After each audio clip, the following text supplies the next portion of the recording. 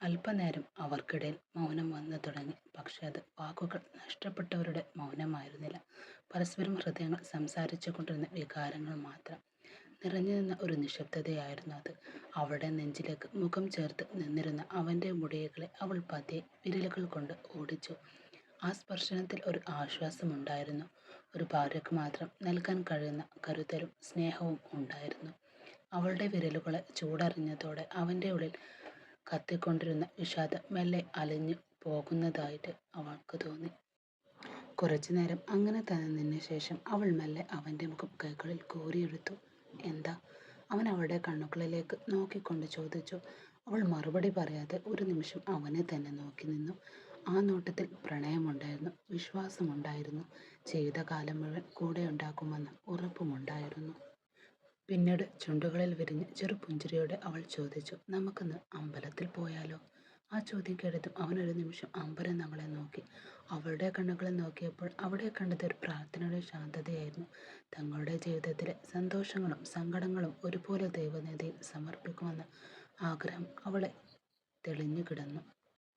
അവൻ്റെ ചുണ്ടുകളിൽ അറിയാതെ ഒരു പുഞ്ചിരി വിരിഞ്ഞു. തീർച്ചയായും നമുക്ക് പോകാം, അവളെ ഒന്നുകൂടി നെഞ്ചോട് ചേർത്ത് പിടിച്ചുകൊണ്ട് അവൻ പറഞ്ഞു. ആ നിമിഷം അവൾ അവൻ്റെ നെഞ്ചിൽ തല ചായ്ച്ചു. അവൻ്റെ ഹൃദയമിടിപ്പുകൾ കേൾക്കുമ്പോൾ അവളുടെ മുഖത്ത് അപൂർവമായൊരു സമാധാനം വിരിഞ്ഞു.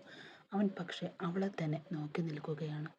കാരണം ഈ കൊച്ചു പെൺകുട്ടി തൻ്റെ മനസ്സിലേക്ക് ഇടം എപ്പോഴോ പ്രാപിച്ചു എന്ന് അവന് മനസ്സിലായി. തൻ്റെ ചേച്ചിയേക്കാൾ പ്രണയിക്കാൻ ഒരായുസ് മുഴുവൻ മതിയാകാത്ത ഒരു മുഖം പോലെ അവൾക്ക് അവൻ തോന്നി.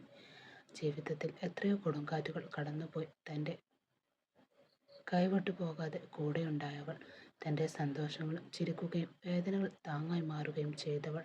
അവളുടെ കണ്ണുകളിലേക്ക് നോക്കുമ്പോൾ അവന് തോന്നി ആ കണ്ണുകളിൽ തൻ്റെ മുഴുവൻ ലോകവും ഒളിഞ്ഞിരിക്കുന്നുണ്ടെന്ന്. പുറത്ത് സായാഹ്നക്കാറ്റ് മരച്ചിലയെ തലോടി കടന്നുപോയി. പ്രകൃതി പോലും അവരുടെ പ്രണയത്തിന് സാക്ഷിയായി നിശബ്ദമായി നിന്നതുപോലെ തോന്നി. ആ നിമിഷം ലോകം മുഴുവൻ മറന്ന് അവൾ മാത്രം മതിയെന്ന് അവനും തോന്നി. അവളോടൊപ്പം നടക്കാനുള്ള വഴികൾ ഇനിയും ഒരുപാട് ബാക്കിയുണ്ടായിരുന്നു. കൈകോർത്ത് കയറാനുള്ള ക്ഷേത്രപ്പടവുകൾ ഇനിയും ബാക്കിയുണ്ടായിരുന്നു. മുറിയിലെ അലമാര തുറന്നപ്പോൾ അകത്ത് ഭംഗിയായി മടക്കി വെച്ചിരുന്ന സാരികൾക്കിടയിലൂടെ അവളുടെ വിരലുകൾ പതിയെ സഞ്ചരിച്ചു. ഒടുവിൽ അവൾ തിരഞ്ഞെടുത്തത് സ്വർണ്ണ നൂലിനാൽ മനോഹരമായി അലങ്കരിച്ച ഒരു കസവ് സെറ്റ് സാരിയായിരുന്നു. അമ്പല ദർശനത്തിന് ഏറ്റവും അനുയോജ്യമായ വേഷത്തെ പോലെ അതിനവൾ സ്നേഹത്തോടെ നെഞ്ചോട് ചേർത്ത് പിടിച്ചു. കുറച്ചു നേരം കണ്ണാടിക്ക് മുന്നിൽ നിന്നുകൊണ്ട് അവൾ ഒരുങ്ങുകയായിരുന്നു. മുടിയിഴകൾ ഒതുക്കി വെച്ച് കാതിൽ ചെറിയൊരു സ്വർണ്ണക്കമ്മൽ അണിഞ്ഞു. പിന്നെ നെറ്റിയുടെ നടുവിൽ ഒരു കുഞ്ഞു കുറി വരച്ചു. അത്രയും ഉണ്ടായിരുന്നു അവളുടെ അലങ്കാരം. എന്നാൽ ആ ലാളിത്യത്തിലാണ് അവളുടെ സൗന്ദര്യം കൂടുതൽ തിളങ്ങിയതും. അപ്പോഴായിരുന്നു വാതിലിനരികെ വന്ന് അവൻ്റെ കണ്ണുകൾ അവളിൽ പതിഞ്ഞത്. ഒരു നിമിഷത്തേക്ക് അവൻ അങ്ങനെ തന്നെ നിന്നുപോയി. അലങ്കാരങ്ങളുടെ അതിപ്രസരണമൊന്നുമില്ലാതെ തനതായ ഭംഗിയിൽ നിൽക്കുന്ന അവളെ കണ്ടപ്പോൾ അവൻ്റെ ഹൃദയം എന്തെന്നില്ലാതെ നിറഞ്ഞുപോയി. കസവ് സാരിയുടെ സ്വർണ്ണത്തിളക്കത്തേക്കാൾ കൂടുതൽ പ്രകാശം അവളുടെ മുഖത്തിലുണ്ടെന്ന് അവന് തോന്നി. കണ്ണാടിയിലൂടെ അവൻ്റെ നോട്ടം തിരിച്ചറിഞ്ഞ് അവളുടെ ചുണ്ടുകളിൽ നാണം കലർന്നൊരു പുഞ്ചിരി വിരിഞ്ഞു. ഞാൻ ഓക്കെ ആണോ? ചെറു സംശയത്തോടെ അവൾ ചോദിച്ചു. മറുപടി പറയാനായി വാക്കുകളൊന്നും വന്നില്ല. അവൻ പതിയെ അവളുടെ അരികിലേക്ക് നടന്നു. അവളുടെ തോളിൽ നിന്ന് അല്പം വഴുതി കിടക്കുന്ന സാരിയുടെ മുന്താണി അവൻ ശ്രദ്ധയോടെ ശരിയാക്കി കൊടുത്തു. ആ നിമിഷം അവൻ്റെ വിരലുകൾ അവളുടെ കഴുത്തിനരികിൽ മൃദുവായി സ്പർശിച്ചു. അറിയാതെ അവളുടെ കണ്ണുകൾ കൂമ്പി അടഞ്ഞുപോയി. ആ സ്പർശനം അവളുടെ ഉള്ളിലൂടെ മിന്നൽ പോലെ പാഞ്ഞുപോയി. ഒന്നും പറയാതെ ഇരുവരും ഏതാനും നിമിഷങ്ങൾ അങ്ങനെ തന്നെ നിന്നു. ആ മൗനത്തിന് പോലും വാക്കുകളേക്കാൾ ആഴമുള്ള എന്തൊക്കെയോ ഉണ്ടായിരുന്നു. പിന്നീട് അവൾ കണ്ണു തുറന്ന് അവനെ നോക്കി. അവൻ്റെ കണ്ണുകൾ നിറഞ്ഞു നിന്ന പ്രണയം കണ്ടപ്പോൾ അവളുടെ ഹൃദയം വല്ലാതെ തുടിച്ചുപോയി. അമ്പലത്തിലേക്ക് പോകാനുള്ള ആവേശം അവളുടെ മുഖത്ത് നിറഞ്ഞു നിന്നിരുന്നു. ഒരു കൊച്ചുകുട്ടി ആദ്യമായി ഉത്സവത്തിന് പോകാൻ ഒരുങ്ങുന്നത് പോലെയുള്ള സന്തോഷമാണ് അവളുടെ മുഖത്ത്. പുറത്തേക്ക് ഇറങ്ങുമ്പോൾ അവൾ സ്വാഭാവികമായി അവൻ്റെ കൈകളിൽ തന്നെ വിരലുകളും കോർത്തു പിടിച്ചു. ആ സ്പർശനത്തിൽ അവൾക്ക് സുരക്ഷിതത്വമുണ്ടായിരുന്നു. അവൻ്റെ കൂടെയുണ്ടെങ്കിൽ ജീവിതത്തിലെ ഏത് വഴിയും ഭയമില്ലാതെ നടക്കാമെന്ന വിശ്വാസം ഉണ്ടായിരുന്നു അവൾക്കും. നടക്കുമ്പോൾ അവൻ്റെ തോളോട് ചേർന്ന് നിൽക്കാൻ അവളുടെ മനസ്സ് വെമ്പൽ കൊണ്ടു. ഇടയ്ക്കിടയ്ക്ക് അവൻ്റെ കൈകൾ മുറുകെ പിടിച്ചുകൊണ്ട് അവൾ അവൻ്റെ മുഖത്തേക്ക് നോക്കി. അവനും അവളെ തന്നെ നോക്കുകയായിരുന്നു. ആ നോട്ടത്തിൽ പ്രണയമുണ്ടായിരുന്നു, ഒരു കരുതലും. ഉമ്മറത്തിരുന്ന് തുളസിത്തറയിലേക്ക് നോക്കിയിരിക്കുകയെന്ന ജാനകിയമ്മ. സന്ധ്യയുടെ മങ്ങിയ വെളിച്ചം മുറ്റത്താകെ പടർന്നു കിടന്നു. അവരുടെ മണ്ണിൽ പതിവ് പോലെ അവരുടെ മനസ്സിൽ പതിവ് പോലെ പല ചിന്തകളും വന്നുപോയി. അപ്പോഴാണ് വീടിനുള്ളിൽ നിന്ന് ഒരുമിച്ചിറങ്ങി വരുന്ന കാൽച്ചുവടുകൾ ശബ്ദം കേട്ടത്. തലയുയർത്തി നോക്കിയവർ ഒരു നിമിഷം അങ്ങനെ തന്നെ നിന്നുപോയി. രുദ്രനും മീരയും കൈകൾ കോർത്തു പിടിച്ച് പടികൾ ഇറങ്ങി വരുന്നു. ജാനകിയമ്മയുടെ മനസ്സുകൾ അറിയാതെ മകൻ്റെ മുഖത്തേക്ക് തറഞ്ഞു നിന്നു. എത്രയോ ദിവസങ്ങൾക്ക് ശേഷം, അല്ല എത്രയോ മാസങ്ങൾക്ക് ശേഷം അവൻ്റെ മുഖത്ത് അങ്ങനെയൊരു തെളിച്ചം അവർ കാണുകയായിരുന്നു. നാളുകളായി അവൻ്റെ കണ്ണുകളിൽ കൂടിക്കൂട്ടിയിരുന്ന വിഷാദത്തിൻ്റെ നീൽ എവിടെയോ മറഞ്ഞിരുന്നു. പകരം മനസ്സ് നിറഞ്ഞ ഒരാളുടെ ശാന്തതയും സന്തോഷവും അവിടെ തെളിഞ്ഞു നിന്നു. അത് കണ്ട നിമിഷം ജാനകിയമ്മയുടെ നെഞ്ചിലുണ്ടായിരുന്ന ഭാരം കുറഞ്ഞതുപോലെ തോന്നി. അവർ സ്നേഹത്തെ രുദ്രൻ്റെ കയ്യിൽ ചേർന്ന് നിന്നു.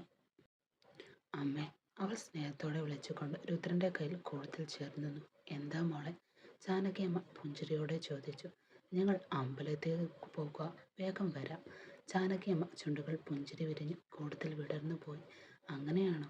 അവർ രുദ്രനെ നോക്കി. എന്താടാ, ഒടുവിൽ നിന്റെ രൗദ്രഭാവമൊക്കെ മാറിയോ? ഇപ്പോൾ ദൈവത്തിനെയെല്ലാം നിനക്ക് ഓർമ്മ വന്നു അല്ലേടാ? അമ്മേ, ഒത്തിരി വിഷമിപ്പിച്ചല്ലേ ഞാൻ? ജാനകിയമ്മ കുറച്ചു നേരം അവനെ നോക്കി, പിന്നെ മെല്ലെ പുഞ്ചിരിച്ചു. മക്കൾ വിഷമിച്ചാലും അമ്മമാർക്ക് വിഷമം തോന്നും, പക്ഷെ പിണക്കം തോന്നില്ല മോനെ. ആ വാക്കുകൾ കേട്ടതും രുദ്രൻ്റെ കണ്ണുകൾ നിറഞ്ഞു. അവനൊന്നും പറയാതെ അമ്മയുടെ കയ്യിൽ പിടിച്ചു. ജാനകിയമ്മ അവൻ്റെ കവളിൽ തലോടി. ഇനി പഴയതൊന്നും ഓർക്കേണ്ട എൻ്റെ കുഞ്ഞ്. എത്രയോ നാളുകൾക്ക് ശേഷം ആ വീട്ടിൽ അങ്ങനെ ഒരു സന്തോഷം നിറയുകയായിരുന്നു. ജാനകിയമ്മ ഒരു പടി മുന്നോട്ട് വന്നു. പിന്നെ ഇരുവരുടെയും തലയിൽ കൈവച്ചു. പൊയ്ക്കോളൂ മക്കളെ. അവരുടെ ശബ്ദത്തിൽ അനുഗ്രഹത്തിൻ്റെ ചൂടുണ്ടായിരുന്നു. മനസ്സ് നിറഞ്ഞ് പ്രാർത്ഥിക്കണം രണ്ടുപേരും, അവർ രുദ്രനെയും മീരയും നോക്കിക്കൊണ്ട് പറഞ്ഞു. ദൈവം നമ്മളെ എപ്പോഴും പരീക്ഷിക്കും, പക്ഷേ കൈവിടില്ല. അതുമാത്രം മറക്കരുത് രണ്ടുപേരും. അവർ വിനയത്തോടെ തലയാട്ടി. ശരി അമ്മേ, വന്നിട്ട് എനിക്ക് പ്രസാദം കൊണ്ടുവരണം, അത് ഉറപ്പായും, അവൾ ചിരിച്ചുകൊണ്ട് പറഞ്ഞു. അപ്പോൾ എനിക്കോ? രുദ്രൻ ചോദിച്ചു. നിനക്ക് പ്രസാദമൊന്നുമില്ല, ജാനകിയമ്മ സ്നേഹത്തോടെ പറഞ്ഞു. രുദ്രൻ അമ്മയുടെ കാലിൽ തൊട്ട് അനുഗ്രഹം വാങ്ങി. അവളും അതുപോലെ ചെയ്തു. അവരുടെ തലയിൽ ഒരിക്കൽ കൂടി കൈവച്ച ശേഷം ജാനകിയമ്മ മൃദുവായി പറഞ്ഞു. ഇങ്ങനെ തന്നെയായിരിക്കണം രണ്ടുപേരും എന്നും കഴിയേണ്ടത്. ആ വാക്കുകൾ കേട്ടപ്പോൾ രുദ്രനും അവളും പരസ്പരം നോക്കി. പിന്നെ കൈകൾ കൂടുതൽ മുറുകെ കോർത്തു പിടിച്ചുകൊണ്ട് അമ്പലത്തിലേക്കുള്ള വഴിയെ നടക്കാനായി കാറിൻ്റെ അടുത്തേക്ക് നടന്നു. അവൻ കാറിൻ്റെ വാതിൽ തുറന്ന് ഡ്രൈവർ സീറ്റിലേക്ക് കയറി. ഒരു നിമിഷം മടിച്ചതിന് ശേഷം അവൾ മുൻ സീറ്റിൽ അവനരികെയിരുന്നു. എഞ്ചിൻ്റെ ശബ്ദം ഉയർന്നതോടെ വാഹനം പതിയെ മുന്നോട്ട് നീങ്ങി. അവരുടെ ലക്ഷ്യം മഹാദേവ ക്ഷേത്രമായിരുന്നു. യാത്ര മുഴുവനും ഇരുവരും മൗനത്തിലായി. പറയാൻ ഒരുപാട് കാര്യങ്ങൾ ഉണ്ടായിരുന്നെങ്കിലും ആ നിമിഷം വാക്കുകളേക്കാൾ ശക്തമായത് അവരുടെ നിശബ്ദതയായിരുന്നു. സ്റ്റിയറിംഗ് മുറുകെ പിടിച്ചിരുന്ന അവൻ്റെ വിരലുകൾ ഗൗരവം നിറഞ്ഞ മുഖത്തേക്കും അവളുടെ കണ്ണുകൾ നീളും. പക്ഷെ അവൻ മുന്നിലുള്ള വഴിയിലേക്ക് മാത്രം ശ്രദ്ധ കേന്ദ്രീകരിച്ചു. ക്ഷേത്രത്തിലേക്ക് ഇറങ്ങിയപ്പോൾ അവർ പതിയെ കാൽപ്പടവുകൾ കയറി. മണിനാദവും ചന്ദനത്തിരിയുടെ സുഗന്ധവും നിറഞ്ഞ ആ അന്തരീക്ഷത്തിൽ ഇരുവരുടെയും മനസ്സ് ഒരുപോലെ ശാന്തമായി. ഭഗവാന്റെ മുന്നിൽ കൈകൾ കൂപ്പി നിന്നപ്പോൾ അവർക്ക് വേറിട്ട പ്രാർത്ഥനകളൊന്നും ഉണ്ടായിരുന്നില്ല. ഇനിയൊരിക്കലും തങ്ങളെ വേർപിരിക്കരുതെന്നും ഇരുവരുടെയും ഹൃദയം ഒരുപോലെ അപേക്ഷിച്ചു. ഈ താലി എന്നും എൻ്റെ കഴുത്തിലുണ്ടാകണം. ഈ താലിമാല എൻ്റെ നെഞ്ചോട് ചേർന്ന് കിടക്കണം. അവൻ്റെ ഭാര്യസ്ഥാനം ഒരിക്കലും എന്നിൽ നിന്നും അകന്നു പോകരുതേ ഭഗവാനെ. എന്നിൽ നിന്ന് അകന്നു. കണ്ണുകൾ അടച്ച് അവൾ പ്രാർത്ഥിച്ചു. പ്രാർത്ഥനകൾ അവസാനിച്ച ശേഷം അവർ ക്ഷേത്രത്തിൻ്റെ വന്നിരുന്നു. കുറച്ചു നേരം ഇരുവരും ഒന്നും മിണ്ടിയില്ല. പിന്നെ മനസ്സിൽ ഏറെ നാളായി കിടന്നിരുന്ന ചോദ്യത്തിന് ഉത്തരം തേടി അവൾ അവനെ തന്നെ നോക്കി. ചെറിയമ്മയെക്കുറിച്ച് എന്തെങ്കിലും അറിഞ്ഞോ? അവളുടെ ചോദ്യത്തിന് മറുപടി പറയുന്നതും രുദ്ര ഒരു ദീർഘശ്വാസം വിട്ടു. ആർക്കറിയാം, ഞാൻ അവരെക്കുറിച്ച് അന്വേഷിക്കാറേയില്ല. ദുഷിച്ച സ്ത്രീ. അവൻ്റെ ശബ്ദത്തിൽ പതിവില്ലാതൊരു തളർച്ചയുണ്ടായിരുന്നു. പക്ഷേ ശ്യാം, അവനൊരു നിമിഷം വാക്കുകൾ പൂർത്തിയാക്കാതെ നിന്നു. അവൻ എന്നിൽ നിന്ന് ഒരുപാട് അകന്നു പോയി മീര. ആ വാക്കുകൾ ഒരു ഏട്ടൻ്റെ വേദനയുണ്ടായിരുന്നു. അവൾ നിശബ്ദയായി അവനെ നോക്കി. അമ്മയെ ആശുപത്രിയിൽ നിന്ന് ഡിസ്ചാർജ് ചെയ്യാൻ ഇനി ഒരാഴ്ച മാത്രം മതി. അതിനുശേഷം അവരെ ഇന്ദ്രനീലത്തേക്ക് തന്നെ നമുക്ക് കൊണ്ടുവരാം. അവൻ പറഞ്ഞപ്പോൾ അവൾ പതിയെ തലയാട്ടി. അമ്മക്ക് നൽകിയ വാക്ക് അവൻ പാലിക്കുന്ന വിശ്വാസം അവൾക്കുണ്ടായിരുന്നു. എന്നാൽ അവളുടെ മനസ്സിൽ അലട്ടിക്കൊണ്ടിരിക്കുന്ന മറ്റൊരു ചോദ്യം ഇപ്പോഴും ഉത്തരമില്ലാതെ അവശേഷിച്ചിരിക്കുന്നു. ഹിരണ്യ ചേച്ചി എവിടെയാണ്? ആ ചോദ്യത്തിലെ മറുപടി ഇന്നും അവൾക്ക് ലഭിച്ചില്ല. കഴിഞ്ഞ കുറേ മാസങ്ങളായി അവൾ കഴിയുന്നത്ര അന്വേഷിച്ചു. പഴയ പരിചയക്കാരോടും സുഹൃത്തുക്കളോടും അറിയാവുന്ന എല്ലാ ഇടങ്ങളും ചോദിച്ചു. പക്ഷെ എവിടെയും ഹിരണിയോ സൂചന പോലും കിട്ടിയില്ല. അവൾ ഭൂമിയിൽ നിന്ന് അപ്രത്യക്ഷമായതുപോലെയായിരുന്നു. എന്നിട്ടും ഒരു കാര്യം മാത്രം അവൾക്ക് ഉറപ്പായിരുന്നു, ഹിരണി ചേച്ചി മരിച്ചിട്ടില്ല എന്നത്. എന്തുകൊണ്ടാണെന്നറിയില്ല, പക്ഷെ ആ വിശ്വാസം അവളുടെ ഉള്ളിൽ ശക്തമായി നിലനിന്നിരുന്നു. എവിടെയോ ഏതോ സ്ഥലത്ത് ജീവനോടെ തന്നെ പൊരുതി ഹിരണി എപ്പോഴും ജീവിച്ചിരിപ്പുണ്ടെന്ന് അവളുടെ മനസ്സ് വീണ്ടും പറഞ്ഞു. ആ വിശ്വാസം തന്നെയായിരുന്നു ഇന്നും അവളെ അന്വേഷണങ്ങൾ തുടരാൻ പ്രേരിപ്പിച്ചത്.